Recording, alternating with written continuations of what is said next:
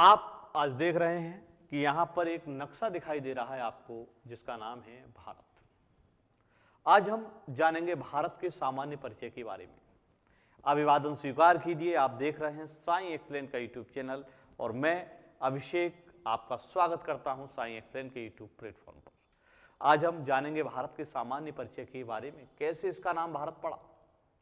दूसरा, भारतीय संविधान में इसका नाम क्या है। तीसरा, इसका अक्षांशीय विस्तार और देशांतरीय विस्तार क्या है। आज हम बारीकी से एक एक चीज के बारे में जानेंगे। तो सबसे पहले हम चलते हैं आज की बेसिक क्लास की ओर, यानी कि कुछ हमें जानकारी चाहिए बेटा बेसिक जानकारी की ओर बढ़ते हैं। तो मैं आपको बता दूं कि पहले हमें ये देखना है कि पृथ्वी एक गोला है। हालांकि पृथ्वी की आकृति गोलाकार नहीं है, इसकी आकृति जियोड के समान है। किस तरीके से बेटा? जियोड के समान है। दोस्तों, बहुत समय पहले की बात है, यानी कि बात कर रहा हूं मैं कार्बोनिफेरस युग की। उस समय संपूर्ण पृथ्वी पर एक ही स्थलखंड पाया जाता था, यानी कि संपूर्ण पृथ्वी पर बेटा एक ही स्थलीय भाग था और उसका नाम था पेंजिया। और ये बात किसने कही? तो ये बात रॉबर्ट वेगनार ने कही, जो जर्मनी के विद्वान हैं। और उन्होंने ये बताया कि इसके चारों ओर जल पाया जाता है और एक सागर है और इसका नाम है पैंथालासा सागर। पैंथालासा सागर। ट्राइसिक युग में, कौन से काल में बेटा? ट्राइसिक युग में इसका विभाजन हुआ, यानी कि पेंजिया दो भागों में टूट गया। और जब दो भागों में टूटा तो कह सकते हैं बेटा हम इस तरीके से कि पेंजिया कितने भागों में टूटा बेटा? दो भागों में टूटा। और जब ये दो भागों में टूटा तो इसका एक भाग कहलाया बेटा अंगारा लैंड, जिसे हम लारेशियन लैंड के नाम से भी जानते हैं, लारेशियन लैंड। जबकि दूसरा हिस्सा, यानी कि जो दक्षिणी की ओर हिस्सा था, दक्षिण की ओर, वो कहलाया गोंडवाना लैंड, गोंडवाना लैंड। साथियों, बात करें तो लारेशियन लैंड को हम लोग अंगारा लैंड के नाम से भी जानते हैं, अंगारा लैंड। धीरे धीरे समय बीतता गया, गुरुत्व बल, ज्वारीय बल और बेटा कह सकते हैं कि प्लवनशीलता के कारण प्लवनशीलता के कारण इन सभी का भी विभाजन हुआ। लिहाजा जब इनका विभाजन हुआ तो हम कह सकते हैं महाद्वीपों के अनुसार कि जो गोंडवाना लैंड था वो चार भागों में टूटा। बड़े बड़े भागों की बात कर रहा हूं मैं। एक का नाम है बेटा इंडो ऑस्ट्रेलियन, इंडो ऑस्ट्रेलियन। तो एक भाग फिर से, यानी कि कह सकते हैं हम गोंडवाना लैंड का कितने भाग हुए? चार। और एक भाग क्या कहलाया? Indo Australian. दूसरा भाग इसका कहलाया बेटा अफ्रीका। क्या कहलाया बेटा? अफ्रीका। और तीसरा भाग इसका क्या कहलाया? तो कह सकते हैं हम बेटा अंटार्कटिका, अंटार्कटिका। और चौथा भाग इसका कहलाया दक्षिण अमेरिका। कह सकते हैं कि चार बड़े भागों में टूट गया एक भाग, जिसका नाम है गोंडवाना लैंड। और ये क्या है? तो ये प्लेटें हैं। क्या है बेटा? ये प्लेटें हैं। तो बेटा सबसे पहले आते हैं कि प्लेट शब्द का इस्तेमाल किसने किया था? तो टूजो विल्सन ने, टूजो विल्सन, टूजो विल्सन के द्वारा प्लेट शब्द का प्रयोग किया गया था। किसके द्वारा बेटा? टूजो विल्सन के द्वारा प्लेट शब्द का प्रयोग किया गया था। तो अब महाद्वीप यहां से वहां तक चले, इसे हम कह सकते हैं महाद्वीपीय विस्थापन सिद्धांत। महाद्वीपीय विस्थापन सिद्धांत की बात करें तो किसने दिया था? तो मैंने पहले ही बताया, रॉबर्ट वेगनार ने। जबकि प्लेटें टूटी तो हम इसको कह सकते हैं प्लेट विवर्तनिक सिद्धांत। और ये किसने दिया था बेटा? हैरी हेस ने।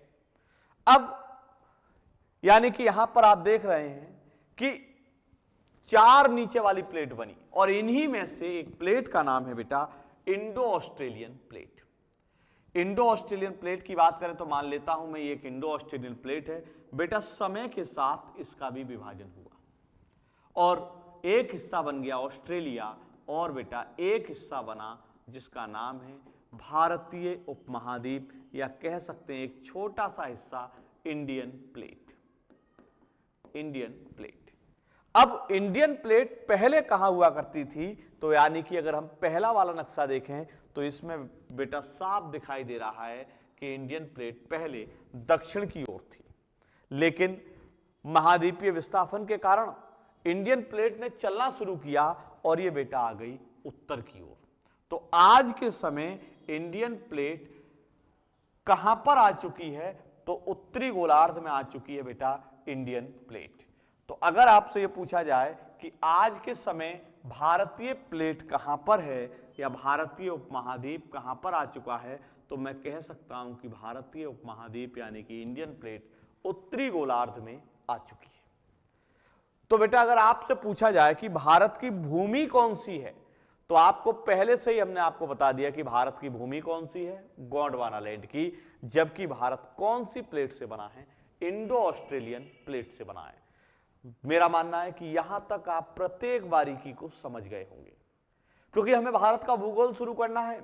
इस वजह से हमें यह भी पता हो कि भारत किस भूमि से बना है और किस प्लेट का भाग है।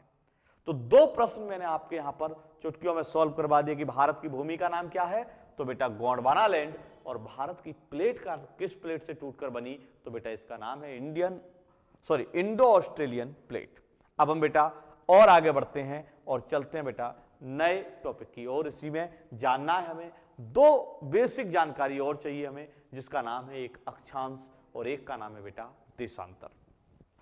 अगर मैं बात करूं बेटा अक्षांश की, तो आपको ध्यान रखना है कि जो अक्षांश है वो बेटा इस तरीके की रेखा होती है। कैसी रेखा? इससे हम कहते हैं बेटा क्षैतिज रेखा, जिसे हम कह सकते हैं हॉरिजॉन्टल लाइन, जिसे हम कह सकते हैं पड़ी हुई रेखा। यह रेखा इस भाग को यानी कि पृथ्वी को दो भागों में बांट रही है, और एक का नाम है बेटा उत्तरी गोलार्ध। यानी कि इधर कह सकते हैं हम कि पृथ्वी दो भागों में बटी और उसका नाम क्या था बेटा, उत्तरी गोलार्ध। जबकि इधर हम बात करें तो इसका नाम होता है बेटा दक्षिणी गोलार्ध। दक्षिणी गोलार्ध। तो पृथ्वी को कितने भागों में बांट दिया गया, तो आप देख रहे हैं कि दो भागों में बांट दिया, एक का नाम उत्तरी गोलार्ध, एक का नाम दक्षिणी गोलार्ध। ये जो रेखा है ये बेटा पृथ्वी, अगर मैंने बताया था जियोड की आकृति है, तो यहां से ये रेखा घूमकर पीछे से होते हुए इसी में आकर मिल रही है। इसका मतलब है कि ये रेखा पूरा एक गोला बना रही है। और पृथ्वी को कितने भागों में बांट रही है, तो बेटा पृथ्वी को बांट रही है दो भागों में। इस वजह से मैं कह सकता हूं कि इस रेखा का नाम है भूमध्य रेखा। यह रेखा पृथ्वी पर सबसे बड़ा वृत्त बनाती है, यानी कि सर्कल बनाती है, क्योंकि ये बीच के भाग में है। ऊपर अगर मान लो मैं यहां पर एक लाइन खींच दूं तो ये सर्कल बेट तो बनेगा बेटा, लेकिन इस वाले से बहुत छोटा है। इस वजह से क्योंकि बिल्कुल बीच में खींची गई है, इस रेखा का नाम हो जाता है महान वृत्त रेखा। क्या कह सकते हैं दोस्तों? इसे कह सकते हैं हम महान वृत्त रेखा। इसी रेखा की बात करें तो इस रेखा को हम विषुवतीय क्षेत्र में होने के कारण विषुवत रेखा के नाम से भी जानते हैं। अब यह रेखा पृथ्वी को दो बराबर भागों में बांट रही है। इस वजह से मैं कह सकता हूं कि यह है बेटा 0 डिग्री अक्षांश। 0 डिग्री अक्षांश। अगर मान लेता हूं कि मैं यहां पर एक लाइन ऐसे खींचता हूं, तो बेटा मुझे यहां लिखना पड़ेगा 1 डिग्री नॉर्थ। अगर मैं इससे और ऊपर गया तो मुझे यहां पर लिखना पड़ेगा बेटा 2 डिग्री नॉर्थ, क्योंकि बात कौन से गोलार्ध की हो रही है? उत्तरी गोलार्ध। और इसी तरीके से यहां पर जब मैं पहुंचूंगा तो हो जाएगा बेटा 90 डिग्री नॉर्थ, जिसे मैं कह सकता हूं उत्तरी ध्रुव। उत्तरी ध्रुव। अब इसी तरीके से अगर मुझे चलना है तो आप देख सकते हैं कि हम दक्षिणी गोलार्ध में भी कुछ इसी तरीके से डिजाइन करेंगे। दक्षिणी गोलार्ध की बात करें तो बेटा जैसे मैंने ये रेखा खींच दी, लेकिन यहां पर जब हम आएंगे तो कह सकते हैं कि 1 डिग्री साउथ 2 डिग्री साउथ और नीचे पहुंचते पहुंचते कितना बेटा 90 डिग्री साउथ। दो अक्षांशों के बीच की दूरी को कटिबंध कहते हैं। क्या कहते हैं बेटा? कटिबंध कह सकते हैं हम, जोन कहते हैं। क्या कहते हैं बेटा? जोन कहते हैं।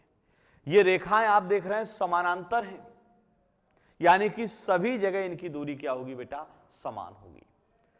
तो उम्मीद करता हूं कि अक्षांश के बारे में कुछ आपको बेसिक जानकारी मिली होगी, क्योंकि अगर हम 0 डिग्री से नीचे आते हैं तो 1 2 3 4 करके कहां तक पहुंचना है बेटा? 90 तक। और अगर हम ऊपर की ओर जाते हैं तब भी हमें कहां तक पहुंचना है बेटा? 90 तक। और ये अगर इधर जा रहे हैं 0 डिग्री से तो किस में चलना है? नॉर्थ में। जो ये दर्शा रहा है ये उत्तरी गोलार्ध है, और जब इधर जा रहे हैं नीचे की ओर तो ये दर्शा रहा है कि दक्षिणी गोलार्ध में जा रहे हैं। अब इसी तरीके से अगर मैं बात करूं तो बेटा हम आ जाते हैं देशांतर के बारे में भी थोड़ा सा जान लेते हैं। हालांकि उसे हम विश्व भूगोल में डिटेल में देखेंगे कि अक्षांश और देशांतर क्या है। यहां पर हम देशांतर के बारे में जानते हैं, यानी कि एक रेखा इस तरीके से खींच दी गई, एक रेखा इस तरीके से खींच दी। तो कैसी रेखा है ये? लंबवत। कैसी रेखा है बेटा? लंबवत। और इसी को मैं कह सकता हूं कि ये रेखा कैसी है बेटा? वर्टिकल। जब बेटा लंबवत है तो इसको मैं कह सकता हूं कि ये खड़ी रेखा है। अब ये रेखा यहां पर ध्रुवों पर जाकर मिलती है, तो सभी रेखाएं यहां से आती हैं। तो इसका मतलब ये हुआ कि जो देशांतर हैं वो बेटा ध्रुवों पर जाकर मिल जाते हैं, यानी कि इनकी सर्वाधिक दूरी विषुवत रेखा पर होती है और सबसे कम दूरी ध्रुवों पर होती है। ये 0 डिग्री लाइन है, और इस तरीके से पहुंचते हुए बेटा यहां तक पहुंचते हैं तो ये पहुंचता है एक देशांतर 180, और 180 देशांतर इधर और 180 देशांतर बेटा इधर। और ये वाला जो देशांतर है ये कॉमन है, यानी कि यही वाली लाइन आपको इधर दिखाई देगी, क्योंकि पृथ्वी घूम रही है। तो बेटा हमने यहां तक कहां तक गए बेटा? 180 तक। अब यहां पर ईस्ट वेस्ट नहीं होता है, यहां पर होगा बेटा केवल 180 देशांतर। यहां पर हम जा रहे हैं तो बेटा किस दिशा में जा रहे हैं? तो पूरब की ओर जा रहे हैं। और इधर जा रहे हैं तो बेटा किस दिशा में जा रहे हैं? पश्चिम की ओर जा रहे हैं। दूसरा सबसे और जरूरी चीज कि ये पृथ्वी को 2 भागों में बांट रही है। कितने भागों में? 2 में। एक का नाम पूर्वी गोलार्ध, तो एक का नाम बेटा पश्चिमी गोलार्ध। पश्चिमी गोलार्ध। 2 देशांतरों के बीच की दूरी को बेटा गोरे कहते हैं। क्या कहते हैं बेटा? गोरे। और याद रखें, ये नहीं कि गोरे गोरे गाल तेरे या गोरे गोरे मुखड़े पे काला काला चश्मा। यहां पर याद रखना है कि गोरे 2 देशांतरों के बीच की दूरी है, और ये दूरी विषुवत रेखा पर सर्वाधिक और बेटा ध्रुवों पर बहुत कम पाई जाती है। अब हमने बेटा अक्षांश और देशांतर के बारे में जाना, थोड़ा सा हम और जानते हैं इसके बारे में जिससे हमें दिक्कतें ना हो।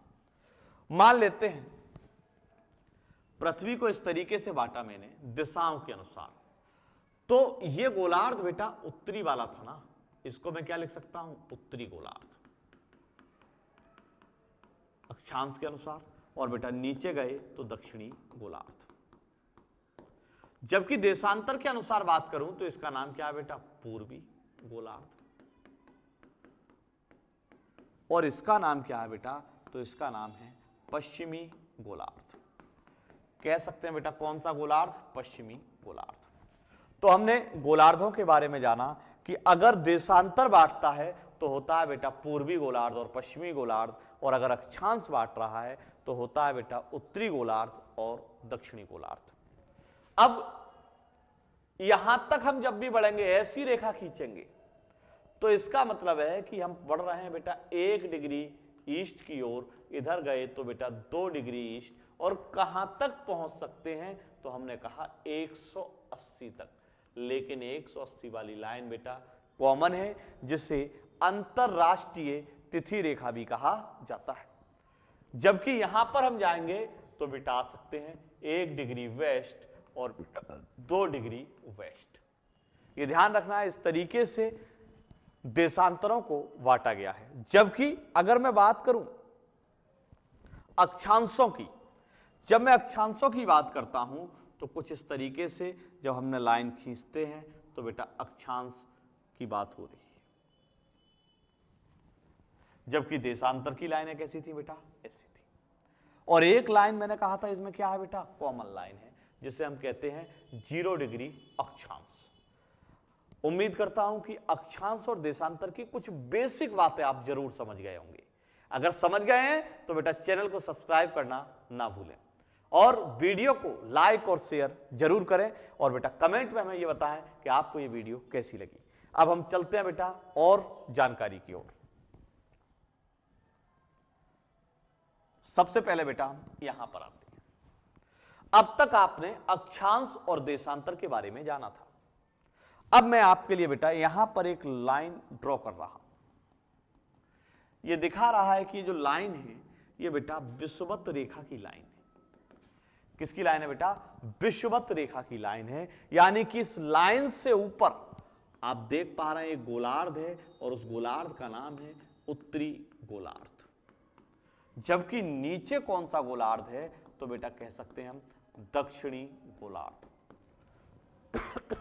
तो बेटा आपने देखा कि विषुवत रेखा के ऊपर कौन सा गोलार्ध है, उत्तरी गोलार्ध, नीचे कौन सा है, दक्षिणी गोलार्ध। और हमारा प्यारा भारत कहां पर है बेटा, ये दिखाई दे रहा है आपको। इसका मतलब साफ निकलता है कि भारत किस गोलार्ध में है, तो उत्तरी गोलार्ध में है।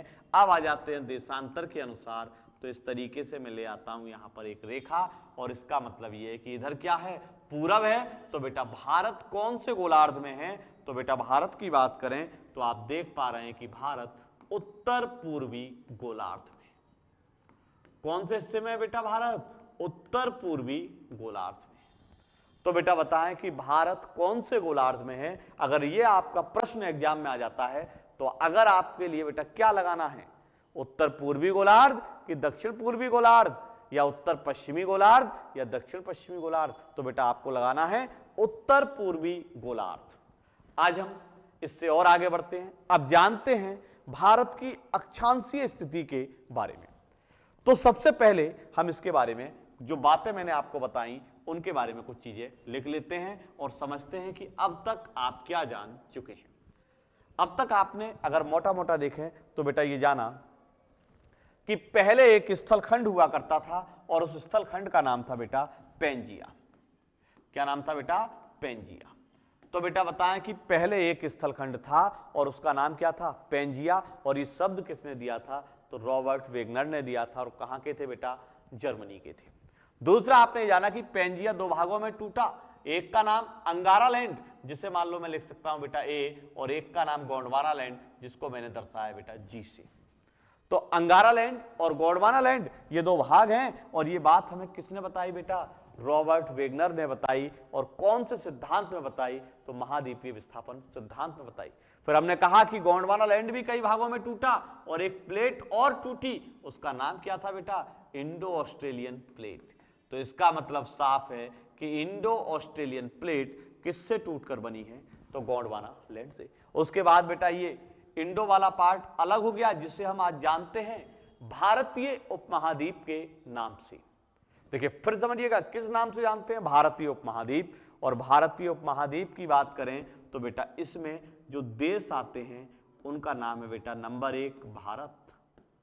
अब भारत का बहुत ही मधुर संबंध वाला देश, जिससे मधुर संबंध हमारे किसी और देश से है ही नहीं, वहां से हम सीमा हैदर को ले आए, यानी कि पाकिस्तान।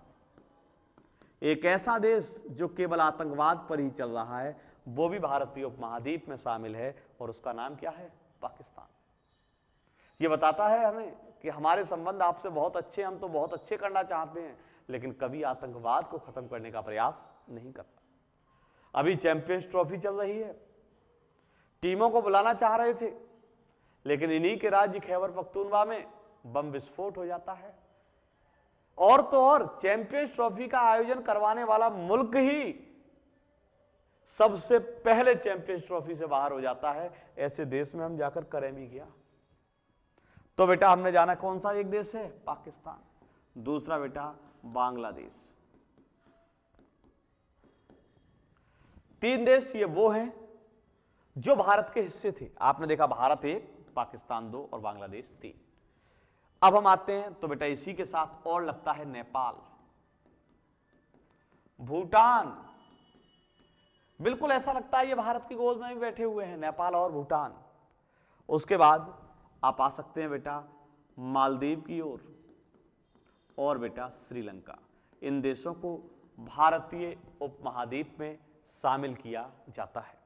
तो भारतीय उपमहाद्वीप में कौन कौन से देश हैं? आपने देखा भारत, उसके बाद पाकिस्तान, उसके बाद बांग्लादेश, उसके बाद नेपाल, फिर भूटान, फिर मालदीव, फिर श्रीलंका। ये सभी देश भारतीय उपमहाद्वीप में शामिल हैं। इसका मतलब ये निकला कि ये वाला जो हिस्सा है वो ज्यादातर गोंडवाना लैंड से बना है, क्योंकि वो भाग किसका है? इंडियन प्लेट का है। दूसरा, अगर हम इस मैप को फिर दोबारा देखें, आपने देखा कि यहां पर आप भारत को देख पा रहे हैं। जब मैंने यहां से ये लाइन ड्रॉ की थी और एक लाइन ऐसे ड्रॉ की, दूसरा मैंने एक लाइन ऐसे ड्रॉ कर दी बेटा। अब ये क्या है बेटा? ये यूरोप है और ये क्या है? एशिया है। अब एशिया का ये वाला जो भाग है ऊपर वाला, तो बेटा ये तो उत्तर में हुआ, लेकिन भारत एशिया के किस भाग में है? तो दक्षिणी भाग में है। अगर एशिया में भी पूछा जाए कि भारत की स्थिति कैसी है, तो एशिया में भारत की स्थिति दक्षिण दिशा में है, लेकिन है कौन से गोलार्ध में? उत्तरी गोलार्ध, क्योंकि इस लाइन से तो ऊपर ही है ना। लेकिन एशिया वाला भाग ये है पूरा, यहां से शुरू हुआ, मान लेते हैं एशिया, हम ये शुरू हो चुका है बेटा एशिया, तो हम कौन से वाले दिशा में हैं? दक्षिण वाले दिशा में। तो पूछा जाए कि भारत की एशिया में स्थिति कैसी है, तो बेटा दक्षिण में है। कैसा है बेटा? दक्षिण में। और समझते हैं बेटा हम इसके बारे में, कुछ और चीजों के बारे में जानते हैं कि भारत की स्थिति कैसी है। तो अब तक मैंने जो आपको बताया बेटा, उसमें आप जान चुके होंगे कि भारत कौन सी भूमि से बना है? गोंडवाना लैंड की भूमि से बना है। कौन सी प्लेट का भाग है? इंडो ऑस्ट्रेलियन प्लेट का भाग है। भारतीय उपमहाद्वीप में कितने देश हैं? तो आपने देखा 7 देश हैं, क्योंकि 3 तो वो थे, 4 और आ गए। 4 कौन कौन से? तो नेपाल, भूटान, मालदीव और श्रीलंका। 3 कौन कौन से? तो भारत के ही 2 हिस्से, यानी कि पाकिस्तान और बेटा बांग्लादेश। उम्मीद मत करो एक दिन सभी को जोड़ देंगे और भारत पूरा एक कहलाएगा। टेंशन ना ले हमारे अग्निवीर, पाकिस्तान और बांग्लादेश तक अपना परचम लहरा देंगे आने वाले समय में। तो बेटा हम और आगे बढ़ते हैं और जानते हैं आज हम भारत की अक्षांशीय स्थिति के बारे में। तो अब तक क्या जाना, पहले तो वो बताएं। भारत कौन सी भूमि का भाग है? तो गोंडवाना लैंड। कौन सी भूमि का भाग है? गोंडवाना। दूसरा ये कि भारत कौन सी प्लेट का भाग है? तो इंडो ऑस्ट्रेलियन। एग्जाम में प्रश्न आए तो अब किसी कीमत पर गलत ना हो, क्योंकि बहुत बेसिक से लेकर चल रहे हैं आपको। तीसरा यह कि भारत कौन से गोलार्ध में है? तो भारत उत्तर पूर्वी गोलार्ध में। कौन से गोलार्ध में है बेटा? तो भारत उत्तर पूर्वी गोलार्ध में। यहां तक मैं मानता हूं कि किसी को भी कोई दिक्कत नहीं होगी। अभी हमने अक्षांश और देशांतरों के बारे में जाना था, तो बेटा हम सीधा चलते हैं अक्षांश के बारे में और जानते हैं बेटा कि क्या है भारत का अक्षांशीय विस्तार और कहां तक की हैं चीजें बेटा इसमें। तो सबसे पहले बेटा बात करें तो सबसे पहले हम आते हैं देशांतर के बारे में, क्योंकि मैंने लाइन कैसी खींच दी बेटा? लंबवत लाइन खींच दी, और भारत इस लाइन के बाद ही तो शुरू हुआ था, यानी कि ईस्ट की ओर जा रहे हैं अब हम। तो बेटा कितने डिग्री पर? तो कह सकते हैं कि 68 डिग्री 7 मिनट पूर्वी देशांतर भारत को टच कर रहा है। यहां से भारत शुरू हो जाता है और बेटा यहां तक जाता है। यहां तक जा रहा है तो बेटा कितने डिग्री तक? 97 डिग्री 25 मिनट पूर्वी देशांतर। दोनों तरफ ईस्ट आना है। भले ही ये ईस्ट वाला हिस्सा भारत का पश्चिमी भाग है, लेकिन ध्यान रखना है कि कौन से वाले हिस्से में है। तो देशांतरों के अनुसार हम पूर्वी गोलार्ध में हैं। और आप देख रहे हैं कि जब हम देशांतरों के अनुसार बेटा पूर्वी गोलार्ध में हैं, तो बेटा कहां से कहां तक गए? तो आपने देखा कि 68 डिग्री से लेकर बेटा हम 97 डिग्री तक गए।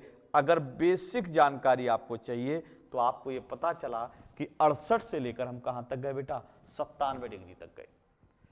कह सकते हैं हम, अगर मोटा मोटा देखें तो 97 से और जो 68 तक का जो डिफरेंस है वो 29 डिग्री का है। ये कैसा डिफरेंस है? तो ये बेटा देशांतरीय डिफरेंस है। कैसा डिफरेंस है? देशांतरीय। तो बेटा अगर आपसे पूछा जाए कि भारत का देशांतरीय अंतर कितना है, तो 29 डिग्री लगभग ये बेटा अंतर निकलता है। अब हम बेटा चलते हैं अक्षांशीय विस्तार की ओर। किस ओर बेटा? अक्षांशीय विस्तार की ओर चलते हैं और जानते हैं बेटा कि अक्षांशीय विस्तार क्या है। दूसरा ये बेटा हम इसी में जानेंगे कि किस तरीके से अक्षांश में यहां पर आपको चीजें देखनी है। मैं उम्मीद करता हूं कि देशांतरीय विस्तार आप समझ चुके होंगे। 68 डिग्री 7 मिनट पूर्व से लेकर 97 डिग्री 25 मिनट पूर्व तक। अब मैं यहां पर आता हूं। ये वाली जो लाइन है ना बेटा, यह बेटा 8 डिग्री 4 मिनट उत्तरी अक्षांश, 8 डिग्री 4 मिनट उत्तरी अक्षांश। और ऊपर कहां तक जा सकते हैं हम? तो ऊपर यहां तक गए हम, और बेटा इसको मैंने कहा 37 डिग्री 6 मिनट उत्तरी अक्षांश।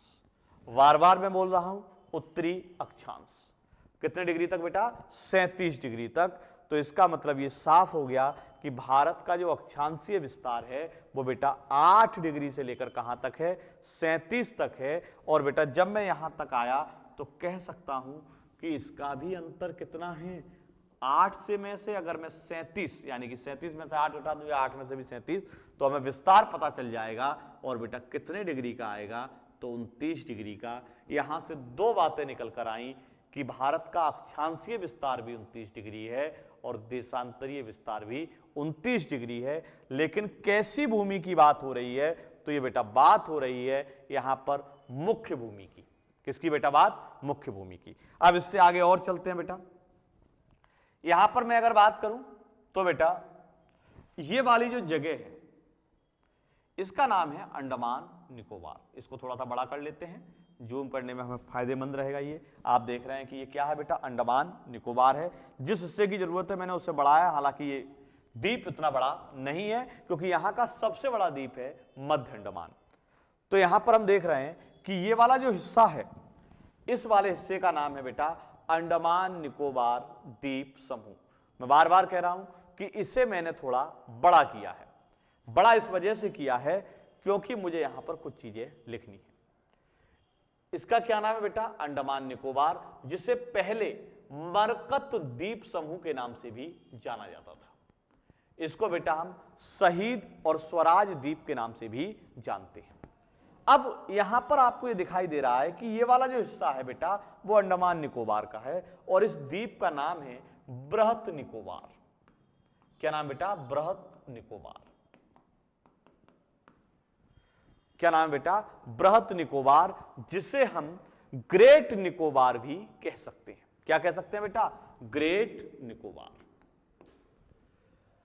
यहां से एक लाइन ऐसे टच करती हुई निकलती है जिसे मैं कह सकता हूं 6 डिग्री 4 मिनट उत्तरी अक्षांश।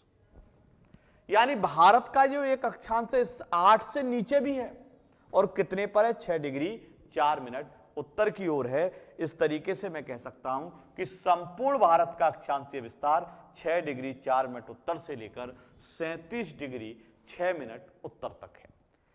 तो यहां से अगर आप देख चुके हैं बेटा कि हम दो चीजें निकाल चुके, एक तो अक्षांश समझ में आया बेटा और दूसरा हमारी समझ में आया कि देशांतर क्या है या देशांतरीय विस्तार बेटा क्या है।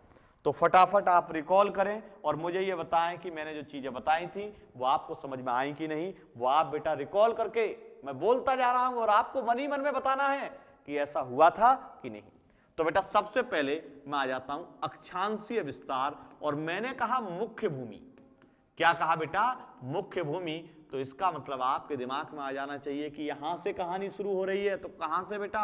8 डिग्री 4 मिनट उत्तर से, और कहां तक? तो 37 डिग्री 6 मिनट उत्तर तक। लेकिन जैसे ही मैंने कहा अक्षांशीय विस्तार, लेकिन किसका? संपूर्ण भारत का। यह बात संपूर्णता की हो रही है, और जब संपूर्ण भारत की बात हो रही है तो 6 डिग्री 4 मिनट उत्तर से लेकर 37 डिग्री 6 मिनट उत्तर तक। तो बेटा हमने किसके बारे में जाना? अक्षांशीय विस्तार। लेकिन मैंने आपको देशांतरीय विस्तार भी तो बताया है, तो उसके बारे में चलते हैं फटाफट और देखते हैं कि देशांतरीय विस्तार क्या है। तो आइए जानते हैं देशांतरीय विस्तार के बारे में। अगर मान लो एग्जाम में आ जाए कि भारत का देशांतरीय विस्तार क्या है, तो बेटा देशांतरीय विस्तार की बात करें तो बेटा 68 डिग्री 7 मिनट ईस्ट से लेकर 97 डिग्री 25 मिनट ईस्ट तक क्या है बेटा? देशांतरीय विस्तार है। तो उम्मीद करता हूं कि आप इस टॉपिक को समझ चुके होंगे कि भारत का अक्षांशीय विस्तार कितना है और बेटा देशांतरीय विस्तार कितना है। अगर ये चीजें आपको पसंद आई तो बेटा वीडियो को लाइक और शेयर दबा कर करें, और बेटा अब इससे भी आगे बढ़ते हैं और जानते हैं बेटा कुछ और चीजों के बारे में। सबसे पहले हमें चलते हैं कि जो हमने अक्षांश और देशांतर देखे वो किसी ना किसी स्थान को तो टच कर ही रहे होंगे ना। यानी कि भारत का कोई तो बिंदु होगा जो पूर्वी होगा, पश्चिमी होगा, उस स्थान का नाम क्या है जहां से ये रेखाएं गुजरती हैं। सॉरी। तो बेटा समझते हैं अब हम। सबसे पहले हमने 68 डिग्री 7 मिनट इसी को तो कहा था। इस जगह का नाम क्या है? तो बेटा इस जगह का नाम है गौर माता। क्या नाम बेटा? गौर माता। माता की बात चल रही है और गौर है यानी कि गुजरात में है। दूसरा बेटा गोहार मोती। क्या नाम बेटा? गोहार मोती। नाम इसी का है। कई बार आपको मिल जाएगा गौर माता, कई जगह क्या मिलेगा? गोहार मोती। हमार मोती ना, गोहार मोती, गोहार मोती। और बेटा इसी को कई जगह मिल जाएगा बेटा सर क्रीक। यानी कि बिंदु ये है और इसके अनेक नाम आपको मिल सकते हैं, क्योंकि सर क्रीक पूरा एक जल का क्षेत्र है और उसी में इस स्थान को गौर माता या गोहार माता कहा दिया जाता है। और बेटा ये राज्य आपको कौन सा दिखाई दे रहा है? तो आप देखते ही इसे समझ गए होंगे कि ये राज्य गुजरात है और ये राज्य वो है जहां से भारतीय प्रधानमंत्री नरेंद्र मोदी जी आते हैं और भारत के राष्ट्रपिता महात्मा गांधी भी आते हैं। तो बेटा बताएं कि गौर माता, गोहार मोती और सर क्रीक किस राज्य में है? तो बेटा ये गुजरात में है। यहां पर आते हैं बेटा हम तो दक्षिण की ओर आते हैं, लेकिन बात किसकी चल रही है? फिर वही मुख्य भूमि की। तो यहां पर है बेटा कन्याकुमारी।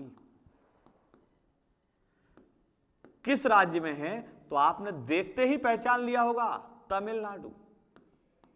तमिलनाडु। क्योंकि हमारे जो भी बच्चे हैं वो बहुत होशियार हैं, राज्य एक एक समझते हैं वो। तो बेटा तमिलनाडु में कौन सा स्थान है? कन्याकुमारी।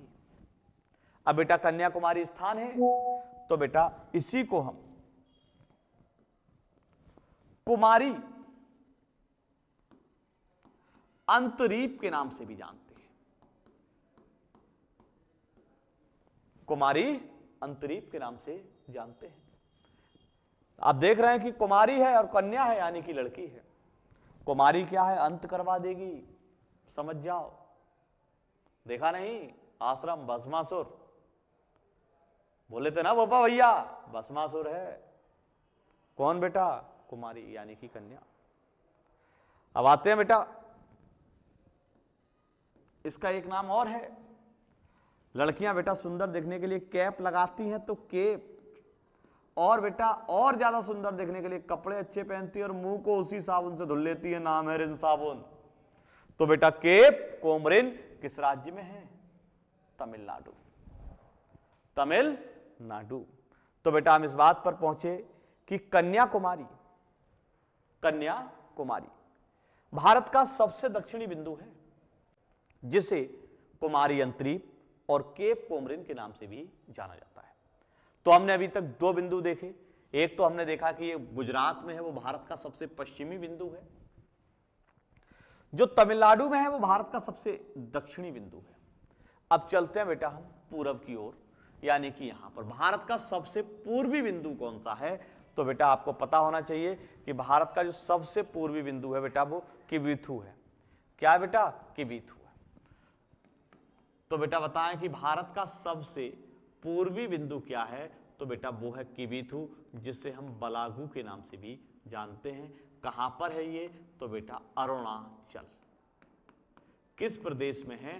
तो बेटा आपको पता होना चाहिए कि ये कहां पर है बेटा, तो अरुणाचल प्रदेश में है। दूसरा ये कि भारत का सबसे उत्तरी बिंदु कौन सा है? सबसे उत्तरी बिंदु कौन सा है? तो इस पॉइंट को आप देख रहे होंगे और इसका नाम है बेटा इंद्राकोल। क्या नाम बेटा? इंद्राकोल इसका नाम है बेटा। तो हम आते हैं बेटा इंद्राकोल के बारे में और जानते हैं बेटा इसके बारे में। इंद्राकोल कहां पर दिखाई दे रहा है आपको बेटा? तो ये दिखाई दे रहा है लद्दाख में। यानी कि इंद्राकोल भारत के किस राज्य में है? तो कह सकते हैं बेटा कि इंद्राकोल भारत के लद्दाख राज्य में है। तो बेटा बताएं कि इंद्राकोल भारत के किस राज्य में है बेटा? लद्दाख राज्य में है। तो बेटा आप बताएं कि इंद्राकोल भारत का कौन सा बिंदु है? तो आपके तुरंत दिमाग में आना चाहिए कि इंद्राकोल भारत का सबसे उत्तरी बिंदु है। और बेटा मुख्य भूमि पर भारत का सबसे दक्षिणी बिंदु क्या है बेटा? कन्याकुमारी है। यहां तक मेरा मानना है कि आप बेसिक जानकारी को समझ गए होंगे, लेकिन इसका स्क्रीनशॉट लेना चाहे तो ले सकते हैं, क्योंकि यहां पर सभी बिंदु आपको इस समय बने हुए दिखाई दे रहे हैं, क्योंकि हमें कुछ और भी ऊपर लिखना है। तो फटाफट जिन्हें स्क्रीनशॉट लेना है बेटा वो स्क्रीनशॉट इसका ले लें। चलिए बेटा अब चलते हैं हम कि जो मैं मेन बात कर रहा हूं इस वाले पॉइंट की कर रहा हूं। यहां पर क्या हुआ कि भारत में जब देश शुरू में आजाद हुआ था उस समय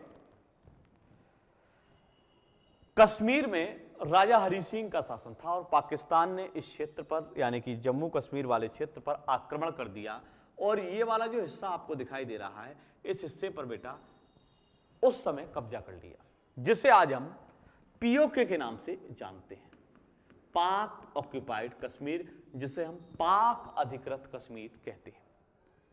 तो ये तो हमारा अगर देखें तो इंद्राकोल बेटा विवादित है इस समय, अगर हम ऐसा मानकर चलें तो अगर तब क्या है बेटा, तो बेटा यहां पर एक बिंदु है जिसका नाम है NJ 9842।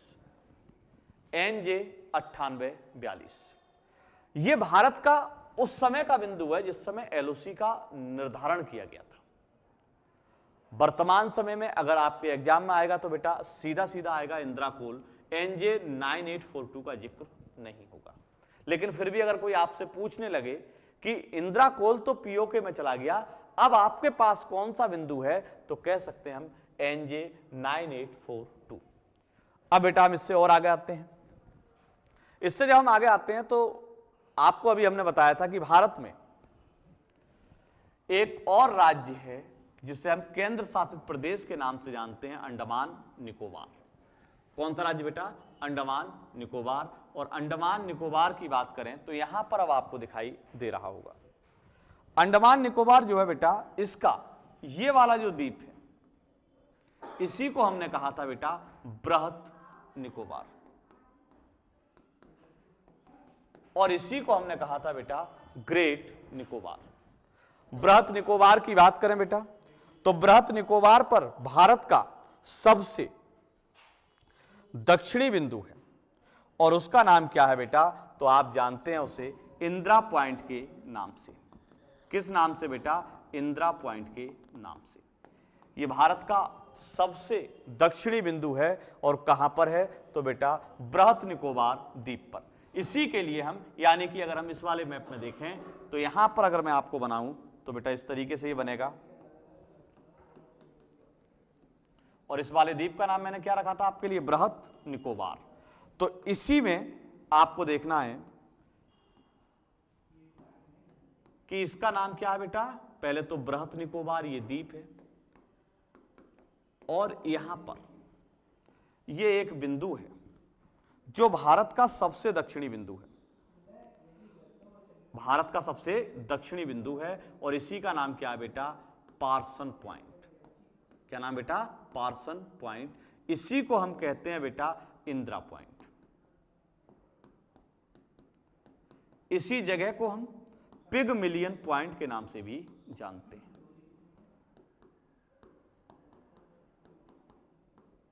और इसे लाहिचांग भी कहा जाता है।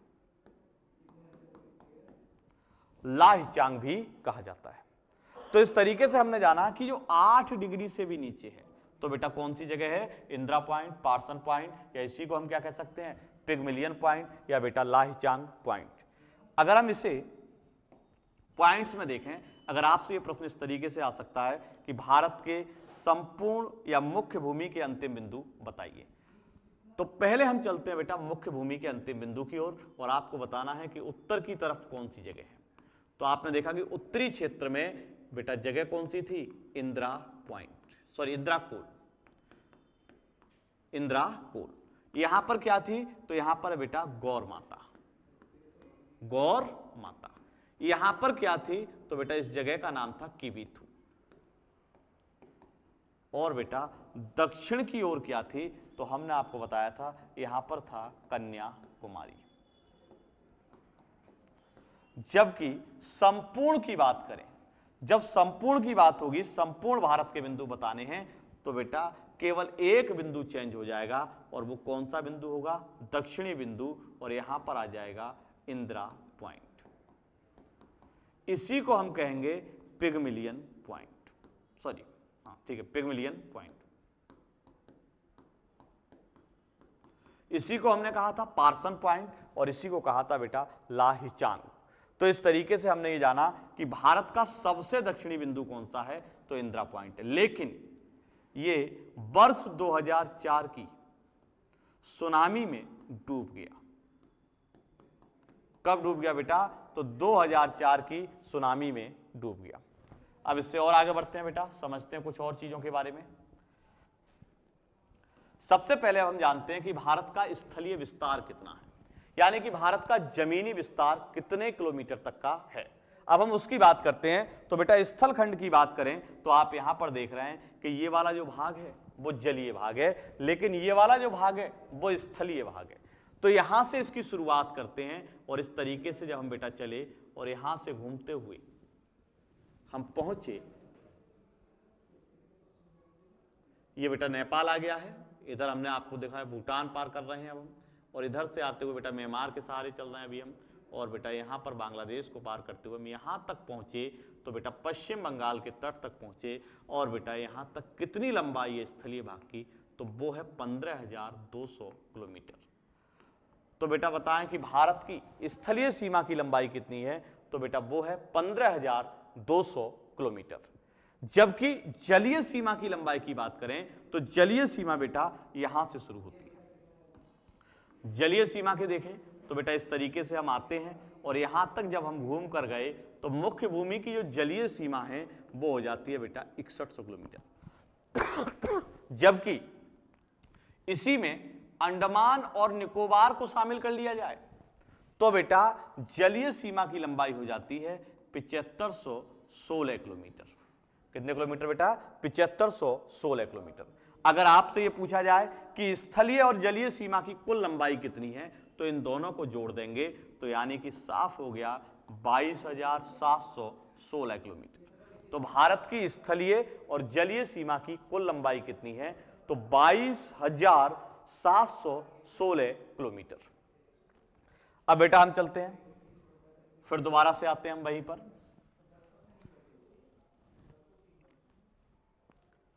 उम्मीद करते हैं कि ये सभी चीजें आपको पसंद आई होंगी और सीधा बेटा हम आते हैं अब यहां पर। अगर आपसे पूछा जाए कि भारत का क्षेत्रफल कितना है, तो आपको ध्यान रखना है कि भारत का क्षेत्रफल 32,87,263 वर्ग किलोमीटर है। 32,87,263 वर्ग किलोमीटर। और भारत विश्व का क्षेत्रफल के अनुसार 7वां सबसे बड़ा देश है। भारत क्षेत्रफल के अनुसार विश्व का कौन सा बड़ा देश है बेटा, 7वां सबसे बड़ा देश है। और इससे जो बड़ा देश है उसका नाम है बेटा ऑस्ट्रेलिया। क्या नाम है बेटा, ऑस्ट्रेलिया। और इससे भारत से आने की जो छोटा देश है उसका नाम है अर्जेंटीना। अर्जेंटीना। ऑस्ट्रेलिया जो देश है बेटा वो क्षेत्रफल के अनुसार भारत से बड़ा है, इसका मतलब साफ हो गया कि ये 6ठे नंबर पर है। और अर्जेंटीना छोटा है, तो तो ये बेटा 7वें नंबर पर है। अब प्रश्न ये उठता है कि भारत से कौन कौन से बड़े देश हैं, या टॉप 10 देशों के नाम बताइए। किसके अनुसार बेटा? क्षेत्रफल के अनुसार।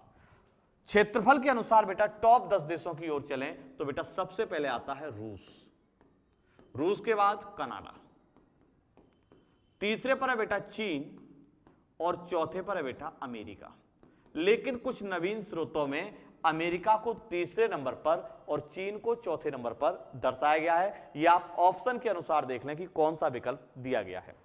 उसके बाद बेटा हम चलते हैं 5वें नंबर पर कौन है, तो बेटा ब्राजील, और जैसा आपने देखा कि 6वें नंबर पर कौन है, तो ऑस्ट्रेलिया, और बेटा 7वें नंबर पर कौन है, तो बेटा इंडिया यानी कि भारत, और बेटा 8वें नंबर पर कौन है, तो अर्जेंटीना, अर्जेंटीना।